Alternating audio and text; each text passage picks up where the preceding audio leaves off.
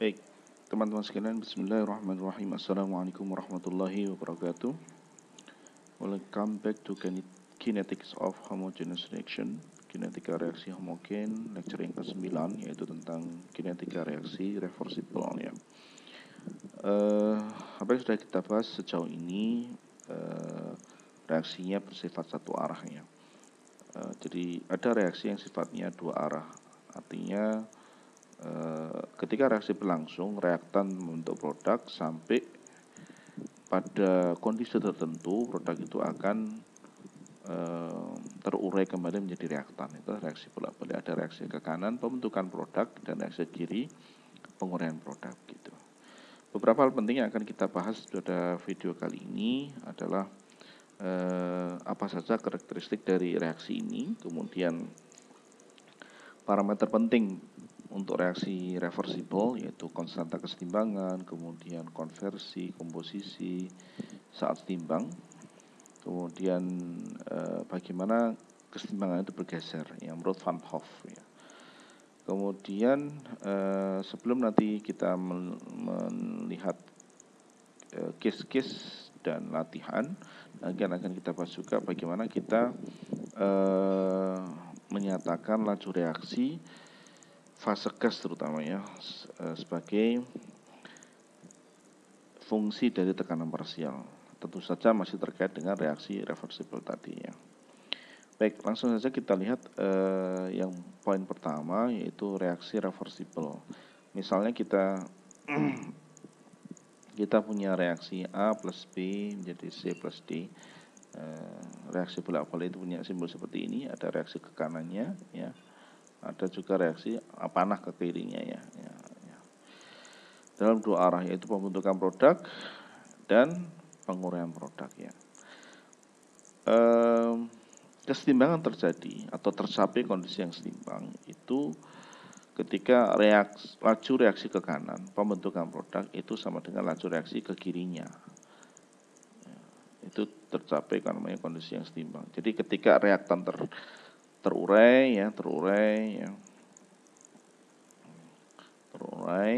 jadi misalnya ini kira-kira begini, terurai bentuk produk ya, sampai nanti dia akan cenderung stagnan ya. Stagnan. Kenapa stagnan? Karena kemudian produk yang dibentuk ini tidak bisa terbentuk lagi. Bahkan kecenderungannya nanti kalau reaksi ini dibiarkan terus dijalankan, maka kemungkinan berlangsung adalah produknya terurai menjadi reaktan. Dengan kata lain, kondisi setimbang itu adalah tidak ada lagi pembentukan produk ya. Nanti kondisi reaksi ke kanannya sama dengan ke kiri ya. Jadi untuk kalau mau dinyatakan dalam reaksi pembentukannya lajunya sama dengan 0 gitu ya. Ya, konversi maksimal tercapai itu ketika dalam kondisi yang setimbang ini. Jadi kalau dalam perancangan reaktor itu diantara yang harus kita tentukan berapa sih konversinya. Konversi maksimal secara teoritis untuk reaksi bolak-balik ya XE ini, konversi saat setimbang equilibrium ya. Dan gini tidak mungkin ya. Maka dalam perancangan nanti biasanya kalau kita mendesain reaktor itu nanti perancangannya konversinya adalah biasanya 95% dari XE ini. 95%-nya ya. Baik, misalnya ya kita lihat sekarang ada reaksi A plus B, reaktannya ada 2A dengan koefisien stoichiometrisnya A kecil, B, kemudian B kecil, kemudian menjadi C dan D, masing-masing stoichiometris koefisiennya C kecil dan D kecil. Koefisien laju reaksinya atau konstanta laju reaksi ke kanan adalah K1, kemudian konstanta laju reaksi ke kiri adalah K2. Maka dari persamaan laju ini bersama reaksi ini kita bisa menuliskan laju pembentukan produknya ya. Laju pembentukan produknya adalah tentu saja yang reaksi ke kanan A plus B menjadi C plus D, atau ditulis min RA sama dengan K1 CA pangkat A CB pangkat B. Ini elementer ya, reaksi yang elementer. Kemudian reversible, reverse atau reaksi berkebalikannya ya, penguraian produknya, tentu saja C dan D menjadi reaktannya A plus B dengan konstanta laju reaksinya K2, sehingga dituliskan RA-nya adalah K2CC pangkat C kecil, konsentrasi D pangkat D kecil ya. Kalau kemudian kita tuliskan laju overallnya, jadi laju reaksi keseluruhannya, karena reaksinya ada dua ya, kiri dan kanan, maka min RA-nya kalau kita nyatakan dalam penguraian reaktannya, misalnya A sebagai limiting reaktan, min RA-nya sama dengan K1CA pangkat A CB pangkat B dikurangi K2 CC CD pangkat D ya. Jadi laju reaksi ke kanan dikurangi laju reaksi ke kiri ya. Ini kita bisa nyatakan dalam min RA, atau juga bisa dinyatakan dalam plus produknya RC ataupun RD ya, tentu saja dengan memperhatikan koefisien stoichiometrisnya ya. Baik. Sekarang pada saat setimbang ya, kondisi setimbang, kita akan lihat kondisi ketimbang. Bagaimana sih kondisi kesetimbangan itu? Kondisi kesetimbangan tercapai ketika laju reaksi ke kanan, yaitu pembentukan produk, sama dengan laju reaksi ke kirinya. Ya, laju reaksi ke kanan pembentukan produk, laju reaksi ke kiri penguraian produk itu sama besarnya atau sama dengan equal to ya.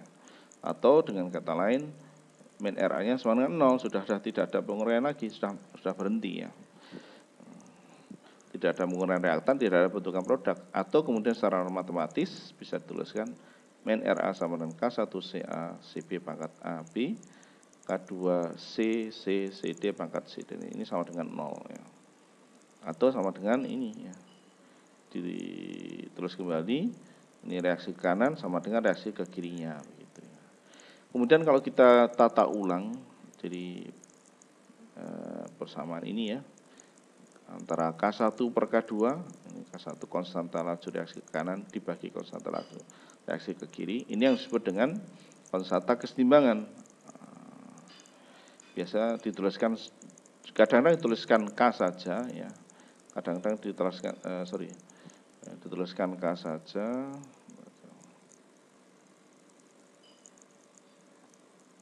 kadang-kadang dituliskan K saja, atau kadang-kadang dituliskan dengan KE ya, kadang-kadang dituliskan dengan KE,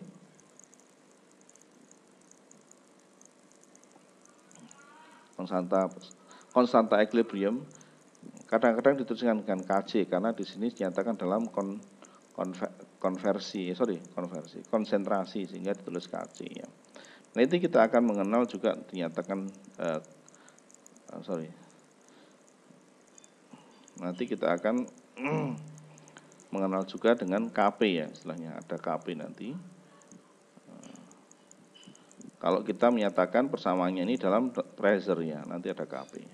Jadi KC di sini adalah K1 per K2, di mana K1 per K2 ini sama dengan konstanta kesetimbangan, yaitu produknya C, konsentrasi C, konsentrasi D, pangkat masing-masing koefisiennya dibagi dengan konsentrasi reaktannya. Ya, CA, CB, pangkat A dan B. Karena ini kondisi yang setimbang, maka kita untuk membedakan dengan konsentrasi pada kondisi yang tidak setimbang ya. Untuk membedakan dengan konsentrasi reaktan maupun produk yang tidak dalam keadaan setimbang, maka di sini kita tambahkan E. CCE berarti konsentrasi C pada saat setimbang, konsentrasi D pangkat setimbang dan seterusnya ya. Kemudian kalau kita substitusikan persamaan 2 ke persamaan 1, persamaan 2 ke persamaan 1.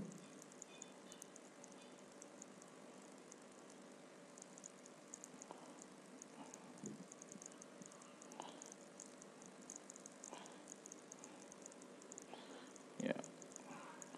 Persamaan 2 ke persamaan 1. Persamaan 2 adalah persamaan 2 ke persamaan 1. Oh, ini maksudnya ini ya, mungkin 1B ke 1A ya. Jadi disubstitusikan, bukan persamaan 2 tapi persamaan 1B mestinya ya, 1B ke 1A mestinya begitu ya. Jadi ke 1A dimasukkan ke sini ya. Kita ingin menyatakan persamaannya ya.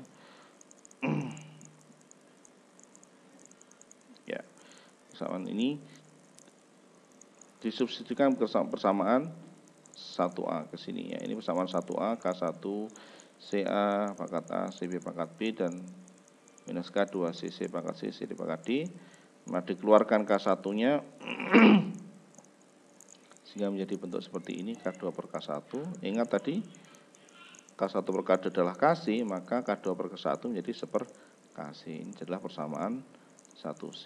Jadi persamaan reaksi bolak-balik reversible bisa paling sederhana dinyatakan dengan persamaan 1A ya, kemudian bisa juga dinyatakan dengan persamaan 1C, di mana definisi dari KC adalah seperti dinyatakan dalam persamaan 1B. Gitu ya, saya kira ini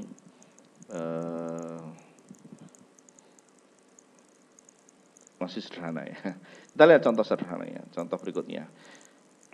Kita punya contoh ada dekomposisi benzen menjadi dipenil dan hidrogen ya. Benzen menjadi dipenil dan hidrogen, ini reaksi bolak-balik K1-nya ini ke kanan, K2-nya ke kiri.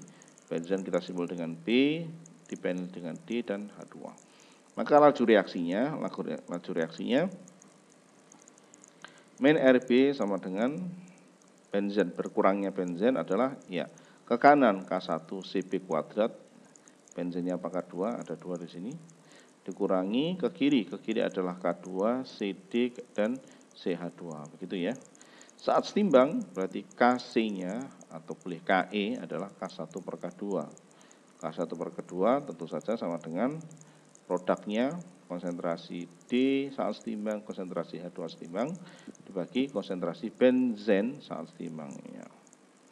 Atau kemudian kalau kita ingin lebih detail dengan komposisi, kita ingin menyatakan komposisinya.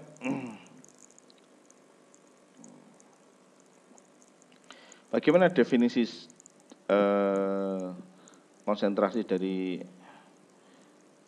dipenil saat setimbang? Bagaimana definisi CDE? Bagaimana definisi CH2, konsentrasi H2 pada saat X timbang, dan konsentrasi benzen saat setimbang, maksudnya fungsi komposisi ya, fungsi konversi.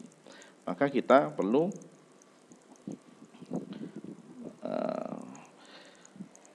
membuat stoichiometrisnya ya, seperti kita bahas di lecture 8 ya.